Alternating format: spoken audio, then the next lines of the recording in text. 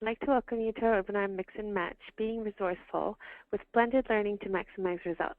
Our speakers today are Danielle Wallace and Liam Van Beek. Before we start, I'd like to mention a couple of housekeeping items. First, I'd like to direct you to the control panel on the right-hand side of your screen. This is where you'll find a question and answer area where you can ask any questions you have throughout the session or add in any comments. Now, I'd like to introduce Danielle and Liam, our speakers today.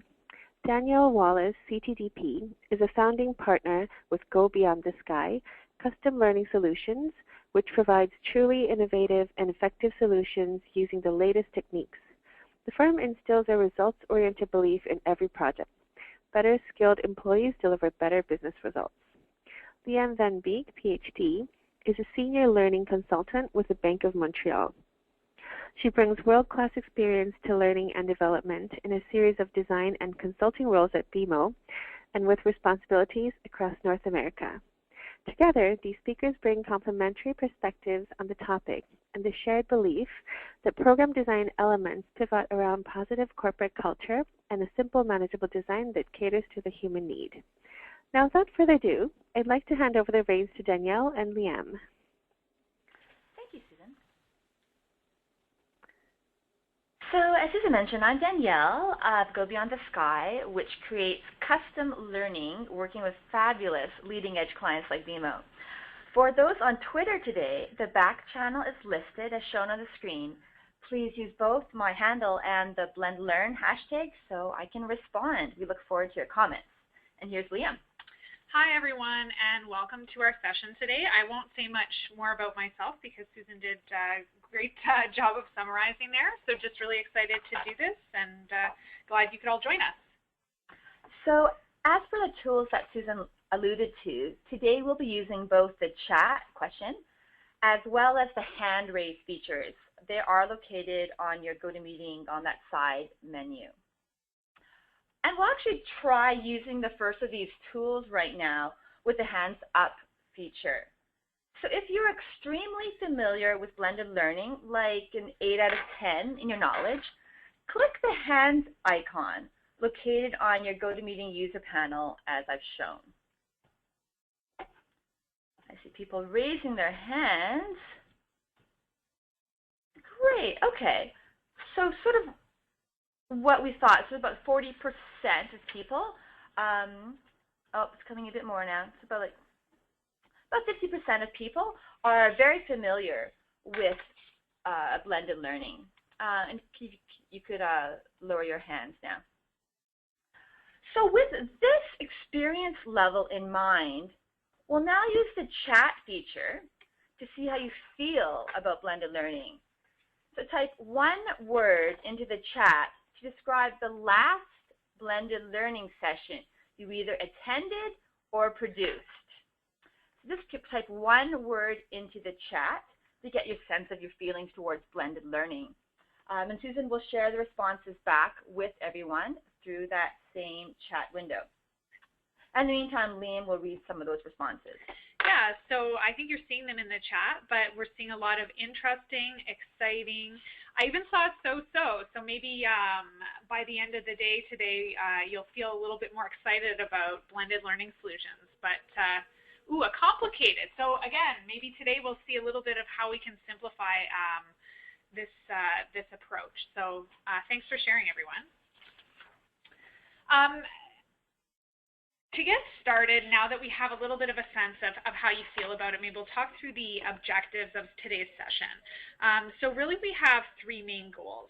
One is to talk a little bit about when blended learning is the best solution. We know it's not always the right decision, but we're going to talk through a little bit today why we came to take this approach.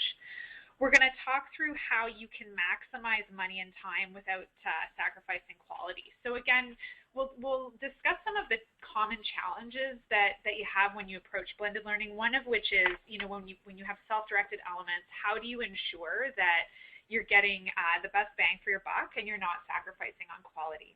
And finally, we're going to talk through and develop, as we go, some practical tips on how you can be resourceful and strategically draw on the time and efforts of your audience. So those are at a high level what we're hoping to do today.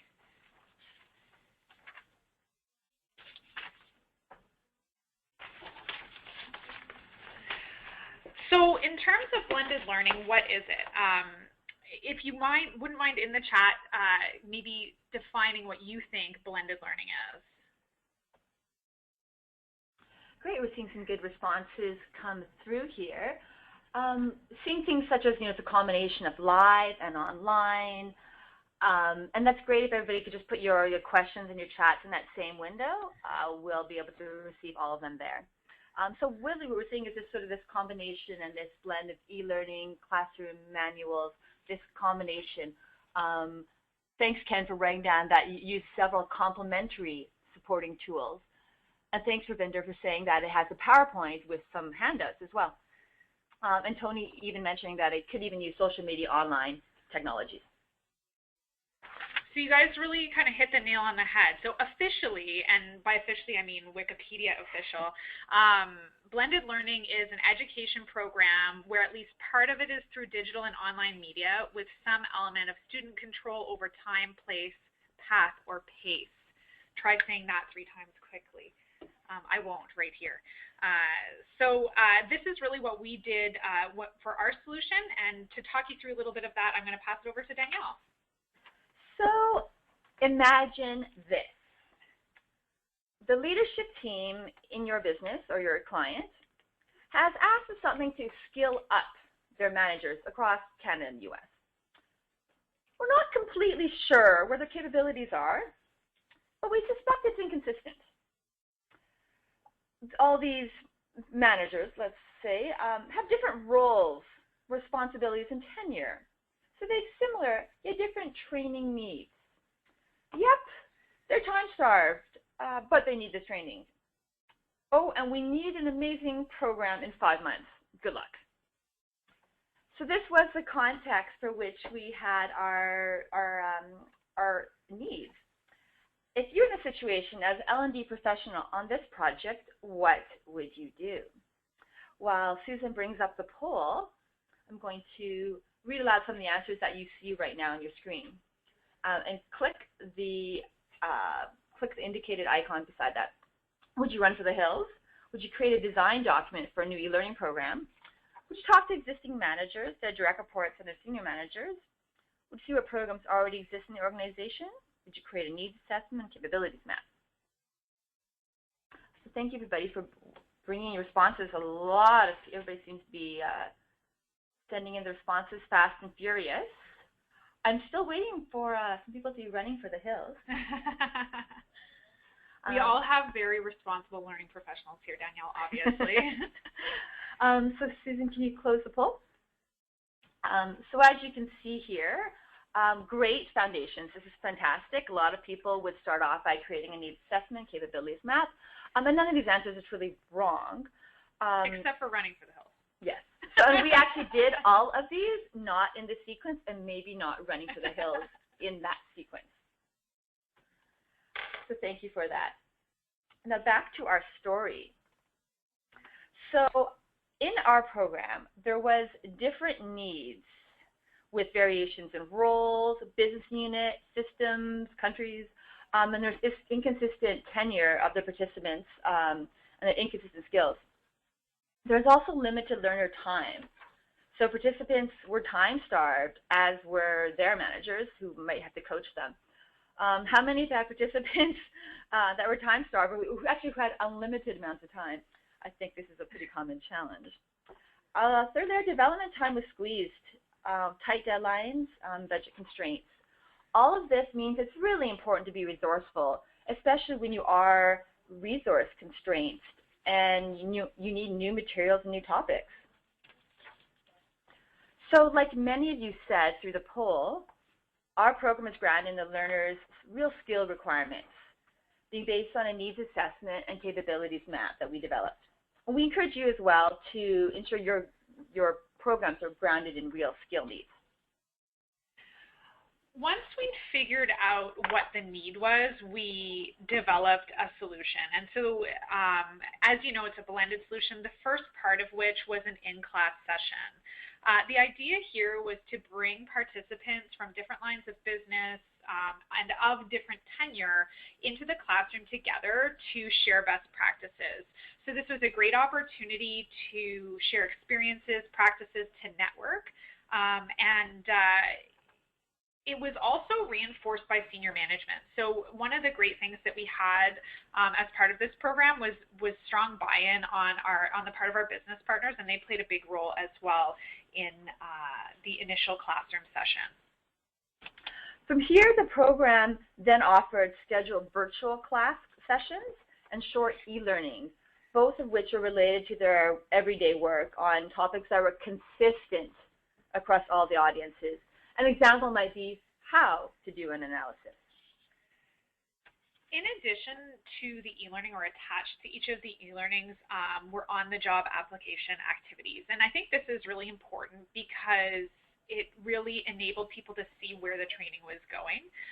The other thing that it did that was really important to this program was that it enabled us to create a level of customization. So we've already mentioned that the training was developed for a variety of different roles, and through the on-the-job application, we were able to customize the activities and allow participants to make use of their day-to-day work tasks in order to complete those activities, so making it really real.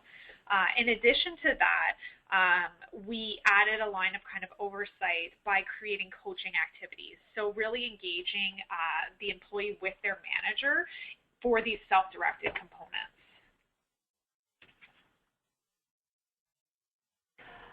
Between the opening and final classroom courses, participants collaborated in pairs in a social learning project to develop specific best practices and solve issues using the course materials. That social learning was brought up and reinforced in our final piece, which was the closing classroom session. Again, the purpose here was to enable the sharing of best practices and to allow participants to share and work through some of what they've been doing over the course of the 6 months on their own and with their social learning partners. This was really about solidifying and building their leadership skills. And the nice thing about this as well is everything was based back on the capabilities map. So the assessment rubric that coaches used was really based on that. So everything came full circle. So we'll now briefly look at the benefits of blended learning. So you've heard about our challenges and the blended learning solution that we developed. I'd like you to now type into the chat the benefits that you think a blended learning program can bring.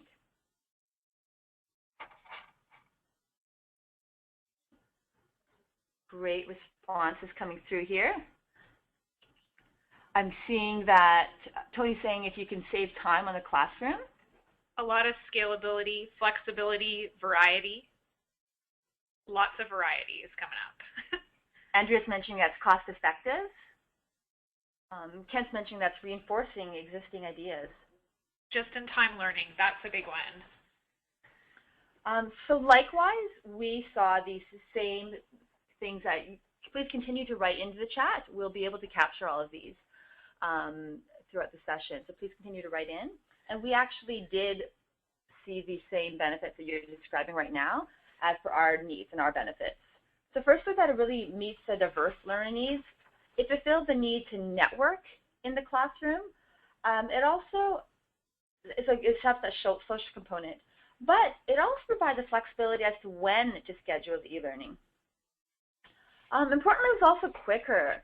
So given a time-starved audience, being able to maximize their learning impact while minimizing their time away from work was really important.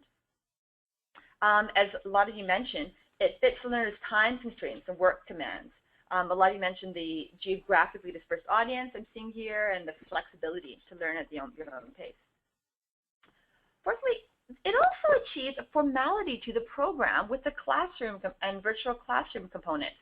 So versus just having an e-learning course, a program that could even potentially bookend the course with a classroom component and end in a classroom component provides that formality and structure to it. And again, having that classroom and virtual classrooms also allowed for our experts to participate. And then lastly, it provides some consistency and some customization. So consistency in some modules and customization in others really lend itself to the best mix and match approach. I really want to emphasize that point because I think it's something so important when trying to meet the needs of the audience, which is, and like I said, I saw flexibility and variety up there a lot, and I think that leads into it a little bit because we created consistency by developing e-learning that leveraged the same content, but then allowed for that customization through the on-the-job activities and really pinpointing, you know, the activities to the work that these people were doing on a day-to-day basis. And I think that went a long way in creating credibility for self-directed programming, because that can be really challenging for some people. So, thank you. So some of the other benefits that we're seeing come through from you right now and through other industry best practices are here. So just really, that you said, increases interaction, collaboration, saves money, and aligns to common standards. So you've seen about our journey and solution, and you've seen the benefits of blended learning. Are there any questions before we explore some best practices? We're actually seeing some questions come in. So Tony has asked, can you please provide a little bit more detail on the assessments you used in the program? Yeah. So in this particular program, and then just in programs in general, what's a great best practice is to use the capabilities map. So really ensuring the assessments are grounded in what people actually need to do to demonstrate competency back in their role. We also have,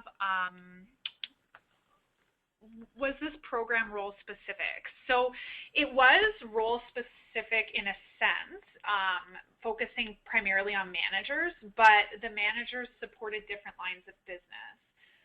So the same role, but unique needs across segments. So that's where we really tried to leverage, as I say, creating a sense of consistency using e-learning and the classroom sessions, virtual classrooms, and then enabling for customization on a day-to-day basis through the on-the-job activities. Rania asked about some of the challenges faced while delivering the program.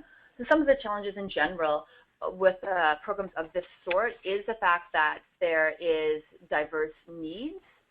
So because people might complete their, actually perform their jobs differently, we had to accommodate that. For example, everybody might need to know, however, how to do analysis, but how to analyze their own data in their own business would be different. So that's hence why we use a flexible approach of having e-learning cover some of the standard content like how to analyze, while the on-the-job application was determining, okay, I've got a business, how do I analyze my specific business? I see a question here from Alice. So is there an ideal combination between in-person and virtual, and any best practice around timing in between? So I think the approach that we took, and we'll talk a little bit more about this later, was to try to focus, think about what would be most impactful. We're using class time, so I'm not being very articulate, but we know that in-class time is more challenging to schedule, it can be more expensive, et cetera, et cetera. So it's about being really deliberate about what you choose to put there. So that's one of the things. In terms of timing, I think it's really knowing your audience. I see there was a couple other questions in there about working off the side of your desk and how do you make it happen. And like we've been saying, I think the key thing for us was integrating the work into their regular day-to-day activities. So again, we'll talk about that in a minute as a best practice, but not adding, really positioning it so it doesn't appear as though you're throwing more work on top of someone that they have to complete in addition to the million things they already have to do every day, but really focusing on leveraging existing activities. So one last question, and we'll have other opportunities to answer questions, and then also of note, we will be answering all of the questions after the session as well. Oh, very important thing. Okay, on the OTG stands for on the job. Thank you. It's really important to ask. And in terms of capabilities maps, there is some good general, if you could even look online to see some general capabilities maps on there that are like more standard templates, but it really comes down to make it truly effective, you actually have to go and understand each role requirements and ensure that's really tailored to your specific organization.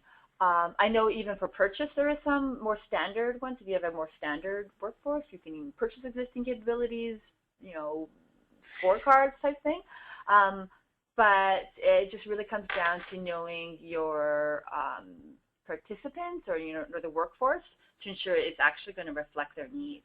Yeah, I think that's a really big thing. It's about working closely with your partners to understand, because the worst thing, you know, the biggest nightmare would be to develop something that really, in fact, has nothing to do with what the workforce is actually requires. So that's a lot of important conversation that you have to have. And Peter, by capabilities in this, that's a really good question as well. In the needs and capabilities document, we meant the skills, so the required demonstratable skills that they would need to have. It's like behaviors. What are they expected to do? And when you're doing a capabilities map, it's also really important to have kind of a gauge around what does good look like. You know, it's not just enough to say, you know, my skill needs to be PowerPoint, right? So I need PowerPoint skills. I need to be able to create a PowerPoint presentation. But what does good, better, best look like? So that's another thing. And again, it's through conversation with your partners that you get to some of that. So with all these great questions, and we'll, again, as Danielle mentioned, have another question and answer session. But we'll move on now because we're really kind of you know, giving you a few prequels here, a little taste of what we're about to talk about next, which is the kind of top 8 best practices that we came up with. So through conversation, Danielle and I just sort of talked through, you know, what do we think made us successful in this program. So Danielle's going to talk through the first few, and then I will handle some of the later ones. So in terms of one of our challenges was really short timelines, and again, a common challenge for a lot of people. So as part of our solution, one part of the solution at least that you could use for this is to secure alignment up front. This senior leadership team alignment and input early can really help ensure faster instructional design and delivery, be a better decision making and less rework. It also actually enabled us to have better access to senior managers and other key people that we needed. So having champions in the business at a senior level can really allow for some good buy-in and input into the design development. And their active involvement can allow for better content development. So we had a steering committee, which again is another great best practice, that can convene over the phone, or in this case phone and in person sometimes, to help validate the design document and spread out some of the reviews in those early stages. All this really helps meet our quick timelines. So the benefit to the learner is they end up with better content. And in this case, they also had access to speakers in the classroom from a senior level. The benefit to us in L&D is that it was faster. So while it may take longer time up front, it was worth the time investment as we regained the time during the design phase. And having the input of key people along the way helped determine the right direction and allowed us for faster execution once the content was decided. So we saw in the chat the questions. Some people had some questions about the typical stakeholders that might need to be enrolled. So we're going to answer that question through this next section. So I'd like you to type into the chat the typical stakeholders that you've had to align and secure buy-in from, and then any other tips that you've used to secure their buy-in.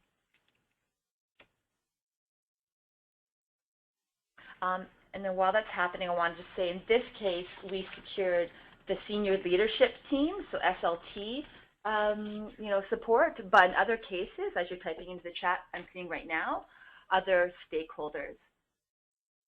So John's mentioning IT, Marna's mentioning senior leaders, management, I'll be saying management, senior training managers, Shelley's mentioning, Sylvia's mentioning risk management, compliance, very, very important, good stakeholder.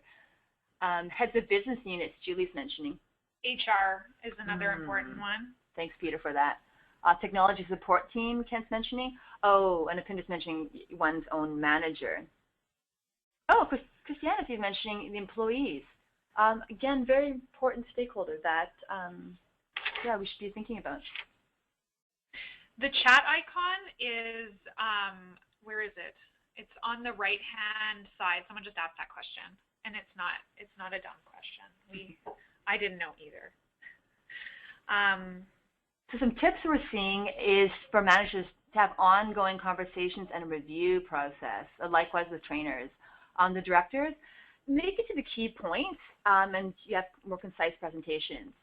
Thanks, Chantal. Bruce is mentioning for senior management, have them attend. If someone has taken a training, have the reports attend too. Fantastic. Michael's mentioning another win tip is to start big to gain broad support, then narrow down to the 6 or 8 who are making the real decision making. That's always important to know who the real decision makers are. And the last thing Chantal's mentioning, it's important to get stakeholders involved, and Lois mentioned build connections with those people. So thank you for this. We'll be collating all your responses, so feel free to continue your responses, and we'll be sending those out to the group. So in terms of securing that stakeholder alignment we just spoke about, one of the things that we were conscious to do is to ensure our design was grounded in actual business needs. So the challenges we know is many different needs, and the solutions, which many of you mentioned in the poll, was to develop a capabilities matrix. So in this case, we based ours on the behaviors and skills required to succeed. So the learning program and its assessments were based in real and critical capabilities. So the benefits, hence, were that for the learner, they were doing things that were critical to the role, so they would succeed. And their assessment, likewise, was based on that same criteria. For us in LED, the benefit was that it was a more focused program with less likelihood for scope creep. I just want to, and I don't know if this is the best point here, but I want to raise a question that someone, and I missed the name, asked a little bit earlier, which was, we have all these capabilities, we have all of these things, and then the question was, how do you decide what goes into ILT or, instructor-led training, what goes into a virtual classroom, what goes into an e-learning? And there's a lot of, and scope creep is just when the project all of a sudden becomes bigger than it should have been, which often happens. Thanks for asking that question. I'm clearly someone who likes to multitask because I'm looking at the questions and trying to talk at the same time. So I'll answer this one before I even look at any others. So how do you decide what goes where? And there's a lot of different ways around that.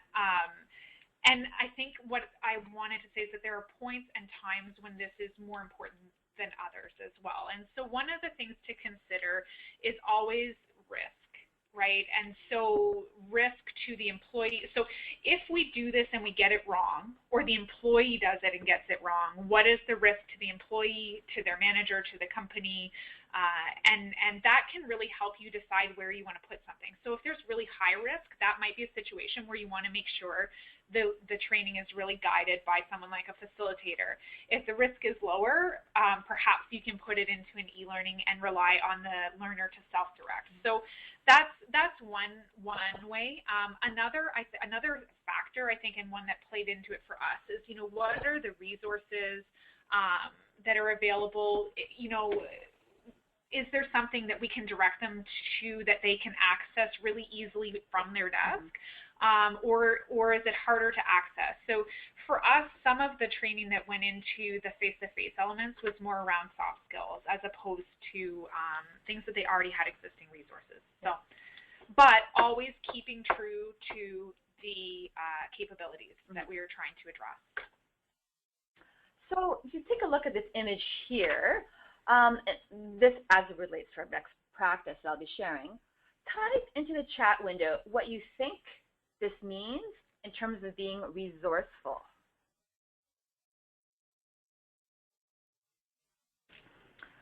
We're seeing some great responses come through. That knowledge outweighs cost. Ooh, it's not always about the money. Balance of time and cost. Clever solutions that are cost-effective, Christina. Kim's mentioned as being creative. Jennifer's being about strategic about where you're spending your money, and so with this mentioning it to the best ROI. Yes, and balancing the need for what finances will allow. So definitely, I think ours, and keep in with these great responses. We'll be sending this back out to the group through the chat. So for us, exactly what you said. For us, it really did mean that blend of being resourceful and looking at existing courses, in this case, balanced with time, cost, money constraints. So we needed, with our challenge, to develop original, custom content, especially in this case for an audience that didn't normally get trainings that was specific to their roles and businesses. A solution we developed was to explore all the current and retired courses. So we went into the archives to see old courses. We talked to other groups who were doing similar types of training that was going to be developed in the future, and we examined other courses across enterprise. So that gave us a good preview for what was there that we could potentially just reapply. We also actually literally reapplied existing courses. So it was the mindset of being resourceful. We reapplied the exact same virtual classroom courses, and we used some of the existing off-the-shelf e-learning that was already licensed and available. So too often, when we're looking to develop new content, we look to develop brand new, when there is probably a course or maybe even a part of a course that might be suitable. So the benefit to learners, they get some consistency across past and upcoming courses, and then they get the best is high-quality content. And then benefit to us and L&D is we get aligned content, which can even help with faster approvals, and just a much faster and consistent process. A fourth best practice we used was to really ensure that we kept the existing upcoming content as possible. We helped keep these modules very focused and short. So it's a great solution to use when your audience is time-stretched. Short e-learning modules are better for engagement anyhow and practicality. We provided ours to the learners in a moment when they're confronted with the issue, and having these short e-learning developments really helps minimize the development and maintenance issues. So with that in mind, we're going to open up to our next poll with the question of what is the optimal duration for an e-learning?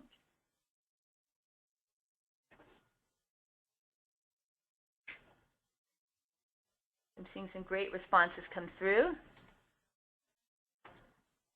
Oh, and very interesting responses. At a high, everybody seems to be voting. I'll keep it open for just a bit more, though. There's a lot of good opinions on this subject, as we had anticipated. And I don't know if any of you will know what the correct answer is. Sammy thinks it's a trick question. It all depends on the content, the needs, and the audience. So can we close the poll? So what we're seeing here from your own feedback standpoint is about more of you thinking 15 minutes is optimal length. About 40% think that 30 minutes is optimal length, and about 7% think 60 minutes is optimal length. So there are no hard and fast rules. So you are right, Sammy. As a rule of thumb, the general theory is that people can only give about 10 to 20 minutes of attention before they need to take a mental break. So that actually I encourage you all to take a big stretch right now, since we are past that time. Big stretch, and you'll be able to help mentally break and refocus on the fascinating information I'm going to be shared. Danielle was literally stretching.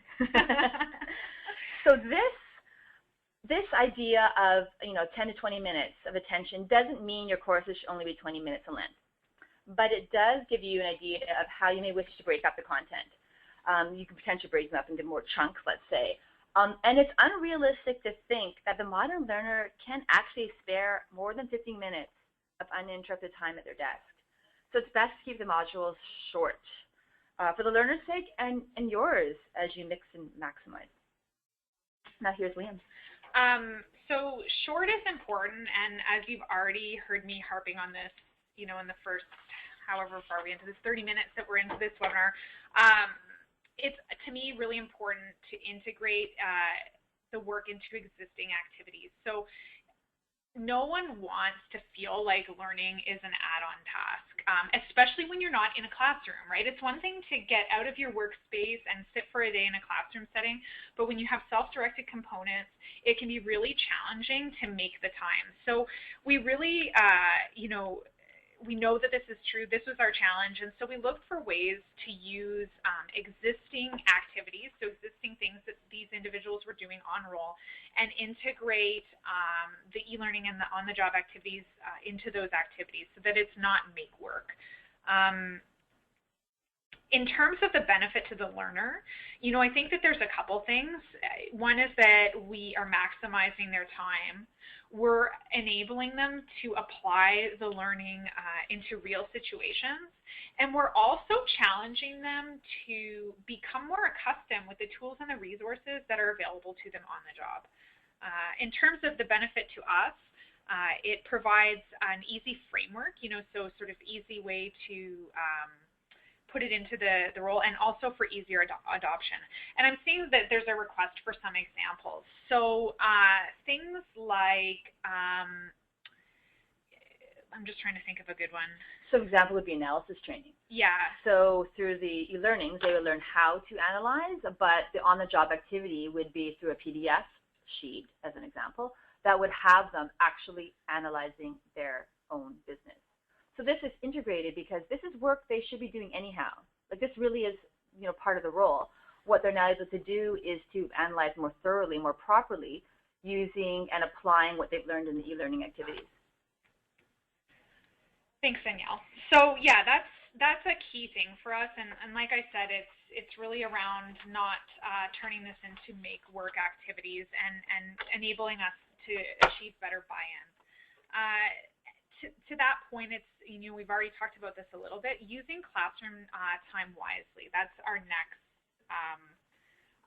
piece. So in addition to leveraging existing activities, when we do pull people out of their roles and into the classroom, let's make it count. It is important sometimes to do that, right? Because to the point, the challenge is that we have people who are busy, who are distracted, and we know that there's not always full commitment in self-directed learning. So bringing them into the classroom is important. So we did this, as you saw in our overview, we created these bookends that were these classroom sessions that enabled us, I think, to really drive home a lot of the points. We were trying to set the stage, first of all, and then really at the end drive home a lot of the key learnings. In both sessions, we focused a lot on discussion, peer learning, networking, and really bringing, again, real challenges that you're facing in your day-to-day role, bringing that to the table and providing them with a network of peers to problem solve and to work through. So that's where I think that, that's how we chose to use that face-to-face, was to really give them that opportunity.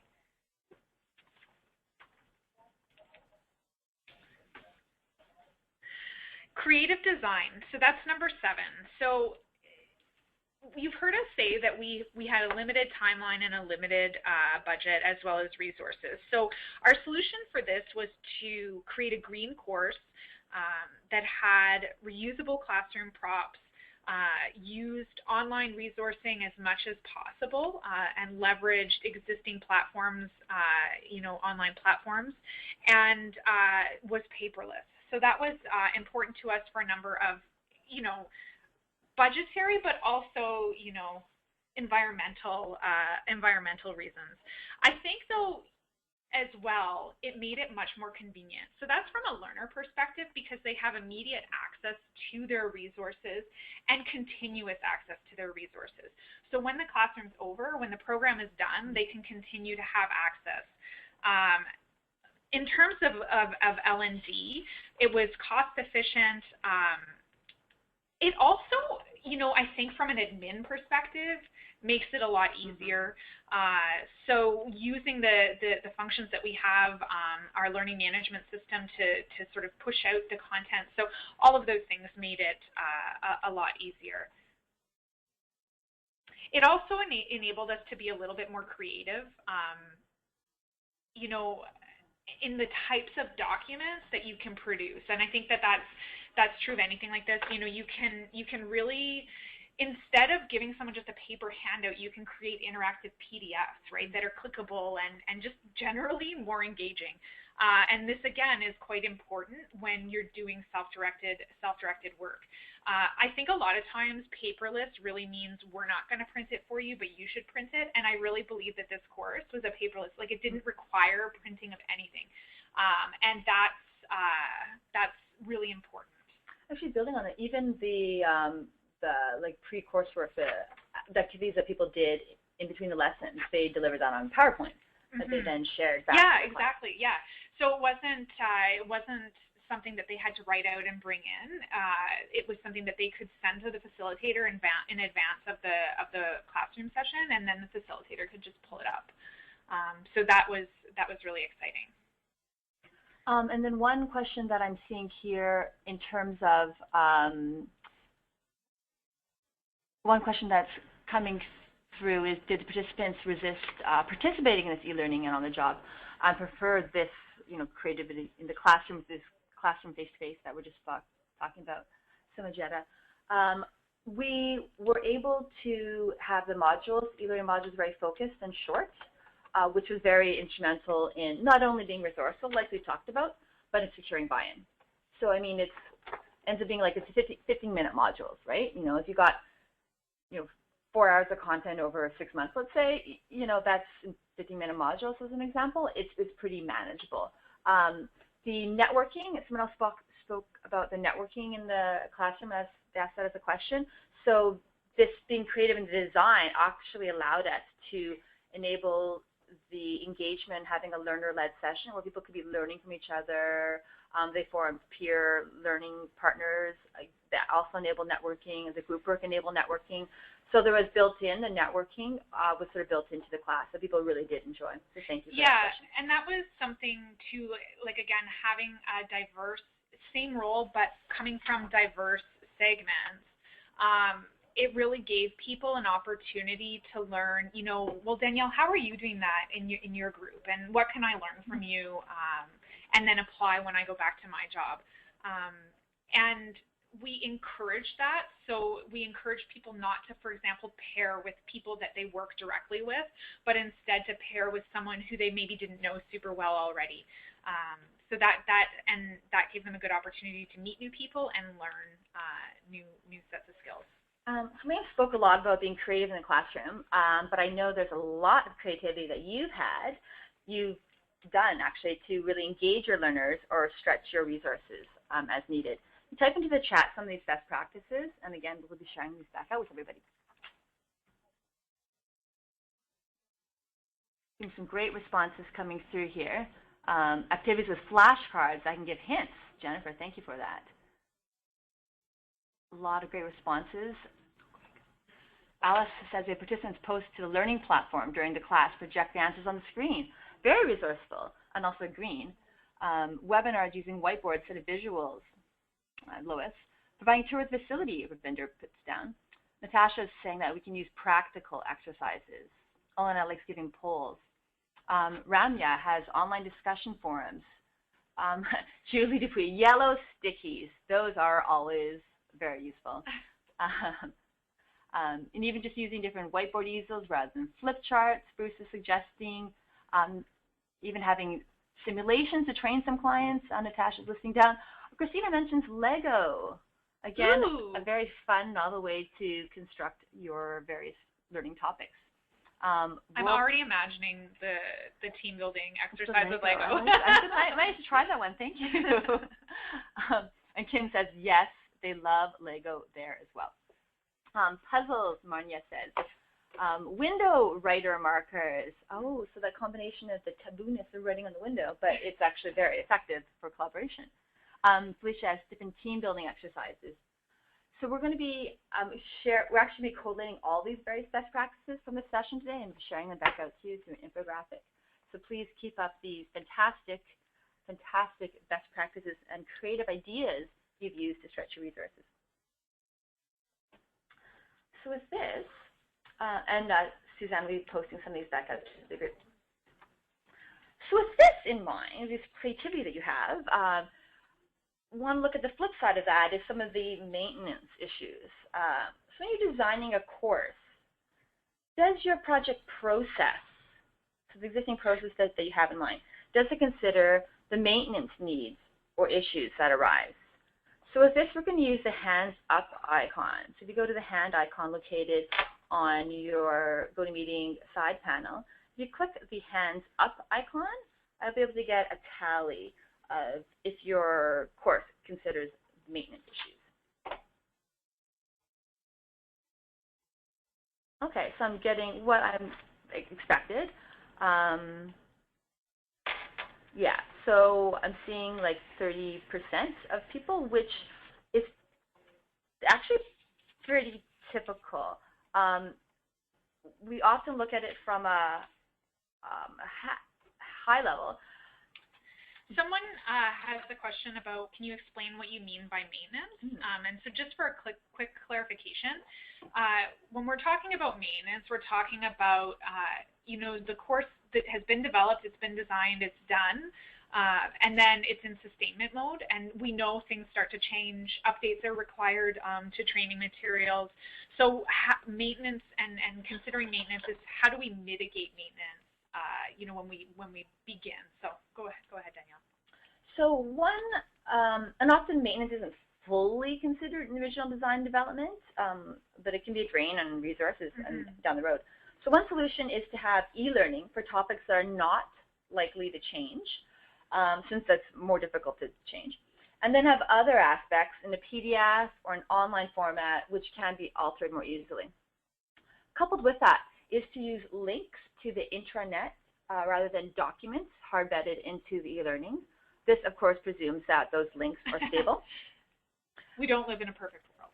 So sometimes the balance on maintenance actually is to include a PDF document that is more stable, that would even have the links. It's knowing what your maintenance issues are and knowing how to solve the best solution for that. Another idea is to really ensure that whatever these documents are also in a way that's friendly for the participants. So having PDFs, which might have this changeable content on it, can actually be really the best format for the learner, since this would have some of the nuances of their everyday, day-to-day activities if it is an on-the-job activity. Likewise, if you are able to use real links embedded in your e-learning course, that's great if these are static links, because then people can actually bookmark them and save them for future use. So with that, those are the 8 best practices that we employed. We sort of strived to abide by in order to be resourceful and effective in our approach. And these will be useful too as you develop or manage your next blended learning program. We're going to answer a few more questions before we go on to our final section. So some of the questions that we're seeing here, and you can put some more.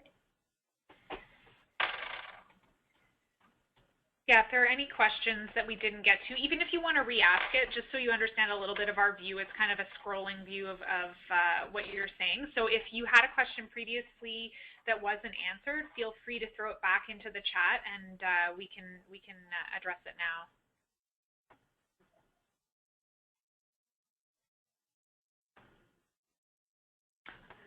I'm going to list the best practices here. Someone had a request for showing all of those. So really, best practice number 4, thank you, Asphodel, it's keeping it focused.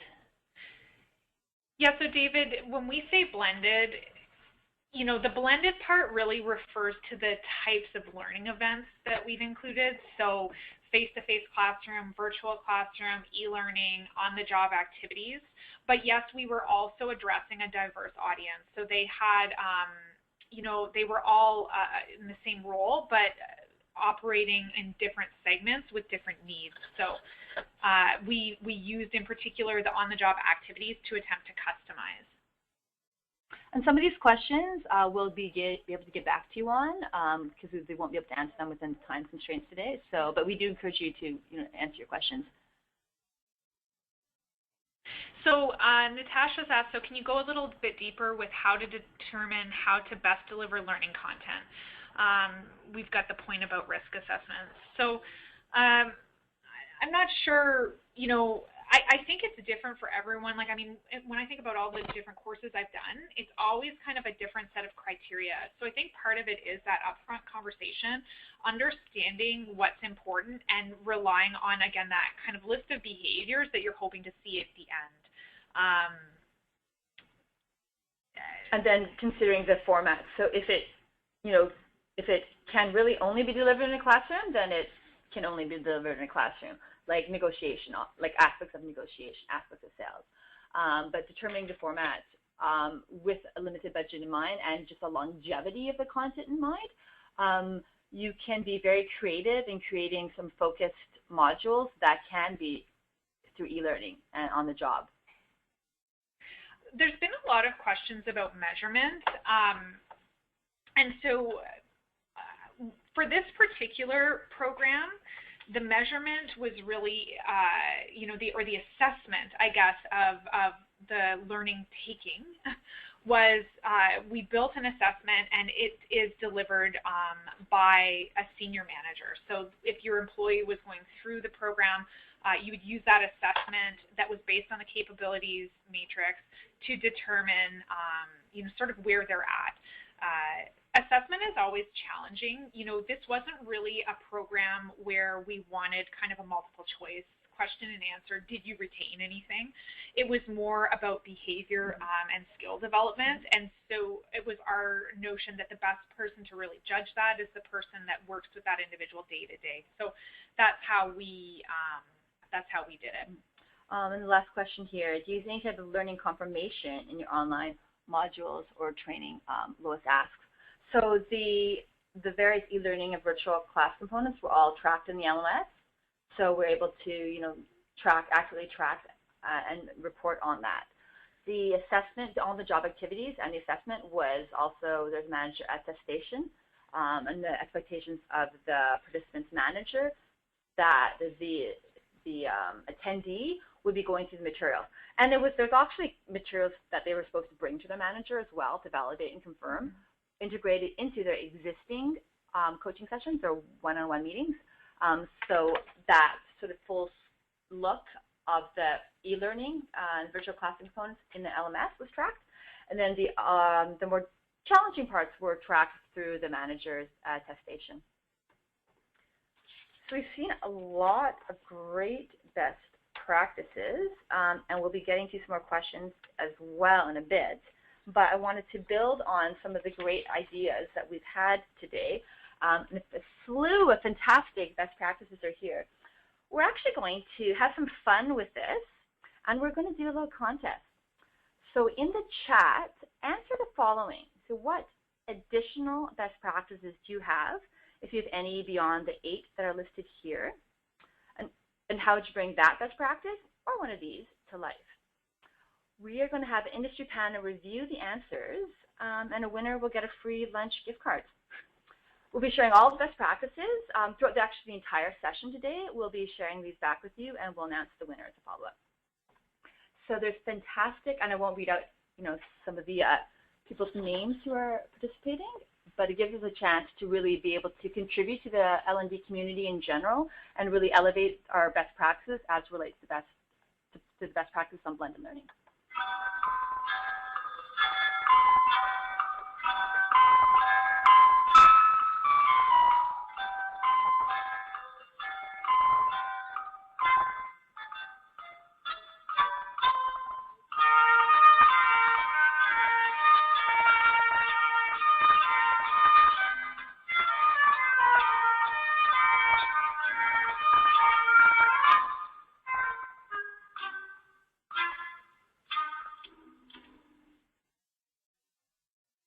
There continues to be a great slew of information coming through, which is great. We'll continue to capture these as part of our fun contest. You get not only to contribute to the L&D community, get some great best practices back that will share to you via an infographic that we'll collate. But you also have the chance to sort of win a prize. And while those are still coming through, we'll answer some remaining questions here. And this, someone's just asking a question of, you know, was the learning program on soft skills or technical skills? This is a combination of both. So both, and blended learning can actually apply to both technical and soft skills. That's the nice thing, is it's just flexibility.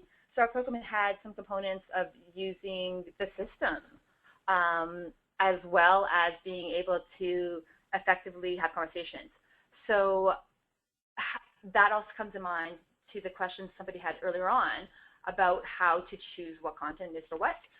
We're able to deliver through virtual classrooms some more complicated discussion areas, which would require some more difficulty or some more banter back and forth between the participants. And then have some more basic, straightforward technical skills that were delivered through the e-learning. And again, still seeing great questions and great best practices in the chat. Keep that up while we answer some other questions here. What was the timeline for implementation of this program? So participants, and again, it can vary by needs. In this case, there was 6 months that participants had to complete the program. I've often seen 4 months. I've seen much shorter as well. It comes into play as to what is required for the learner, how many modules are involved. Our particular program had a bookended with a classroom at the beginning and a classroom at the end. And if you're running like 2 sessions a year, let's say, having 6 months, so it makes it easy to capture everybody within a year cycle. So that was why we picked 6 months. And of course, based though on the business needs. Someone else asked a question about this interactive clickable PDF. Yeah, you can make PDFs clickable by having hyperlinks embedded in them. You can Google how to do that. It's not very hard, actually. You can also use PowerPoint and kind of create layers, almost like you would do, and again, like you hyperlink within the PowerPoint to another slide in the PowerPoint deck, so that when you PDF it, you can create tabs or whatever, and it'll just really bring you to the next slide. So I've seen, we didn't do that one for this program, but I've seen it done that way as well. Again, and then having, for the engaging standpoint, having it look pretty is also really helpful. And even to the question here that people haven't seen clickable PDFs as well. So some of the novelness of that is actually quite nice. So we've seen a lot of great tips that have been applied today. If there's one, sort of in like a few words, some of the things that you'll be applying today, we'd love to see that come through in the chat.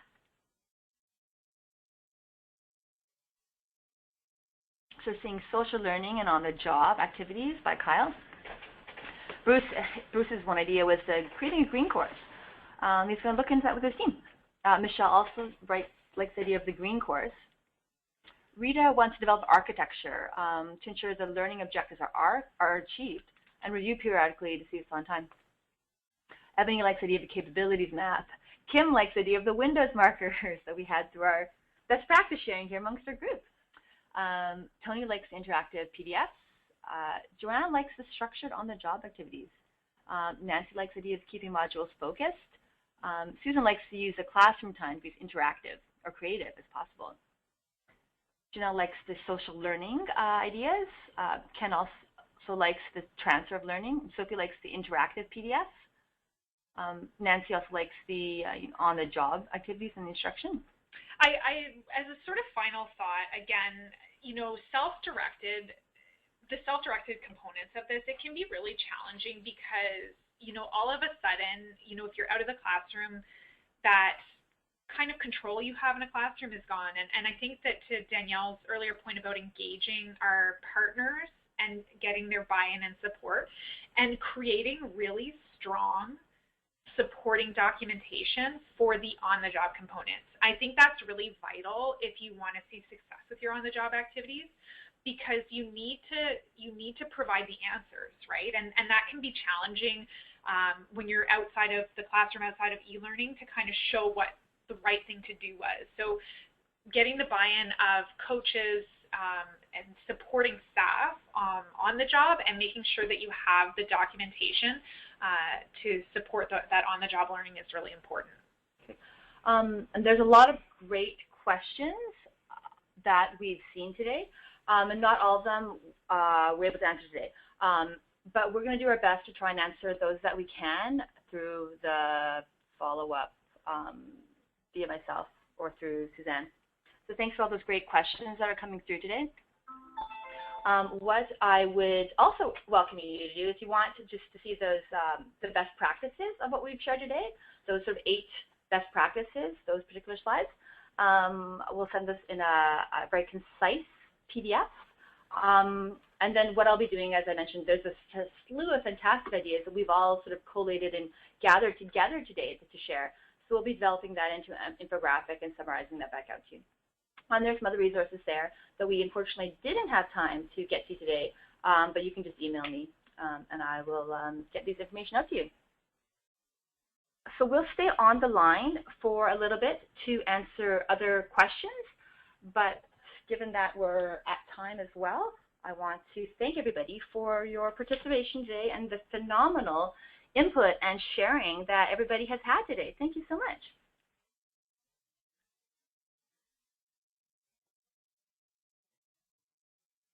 That sounds great. Thank you so much for the wonderful session. Please type in your questions, and I will copy and paste them as they come in. Great. So as some people have to go, we'll stay online for a few more minutes answering some of the questions that we can, and some others we will answer as we can. So one question I'm seeing.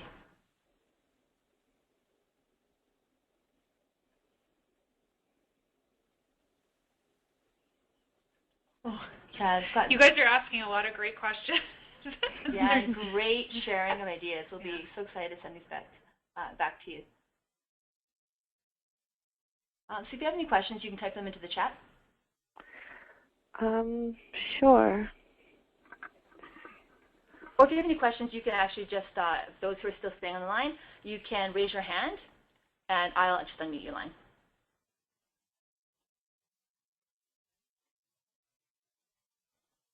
If you have a question, you can just raise your hand, and we'll mute it. And I understand we are past our time, so understand those who have to go.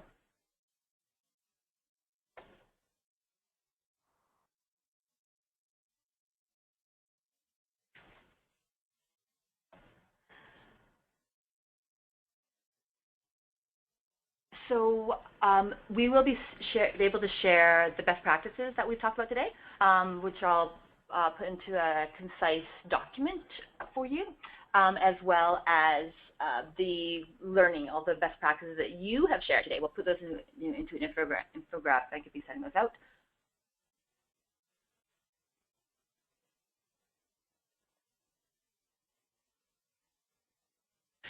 So role plays, yeah. I know. So role plays can be really challenging. Yeah. And the word role play is not a word we recommend. Yeah. I mean, I equally think I hate real play, but I think it's about positioning. I think that's really, when we say don't use the word role play, it's really about how do you position that kind of activity. Words like simulation, that sort of thing. I don't know. It's challenging. Every time I feel like I bring that up, I get there is resistance. Sometimes I think you need to demonstrate why it's important. Yes, skips is another one. But I think even that sometimes kind of gives that unreality to it.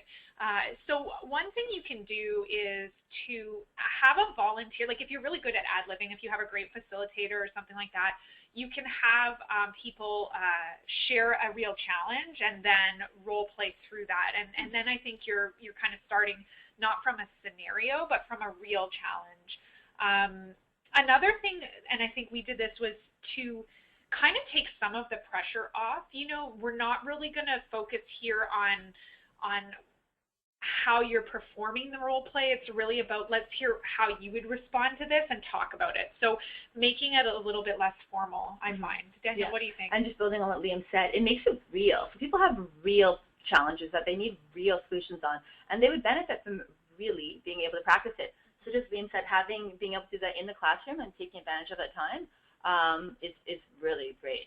in a way that then is real.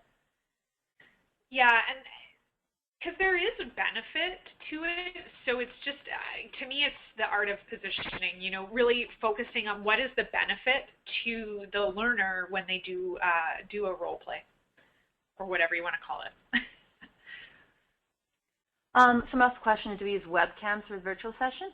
So again, it really depends on the goals, the objectives of the session, and also the comfort with the facilitator. So some best practices in the industry are to use it when you want to create some rapport with the facilitator. Say the facilitator is someone in a functional role that people actually need to know and they want to humanize that aspect of it. But often, the reality is it doesn't always work.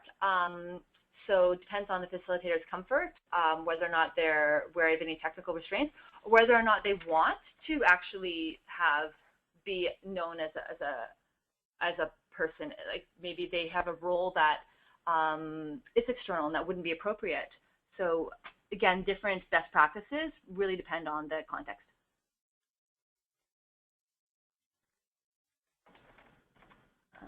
And some other questions we'll, again, get back to you on, like some of these data points, how many corporations are consistently using blended learning. We'll get back to you on. So with that, I think we're going to wrap up the time. Thank you to those who were able to stay a bit longer. I do appreciate your enthusiasm, and to everybody who has participated today, thanks for the great ideas that you've been able to share and give back to everybody. We appreciate it. Thank you very much. And thanks to Susan for coordinating this with us. Thank you, Danielle. Thank you, Leanne. This was great. Okay. Bye, everyone. Have a wonderful day.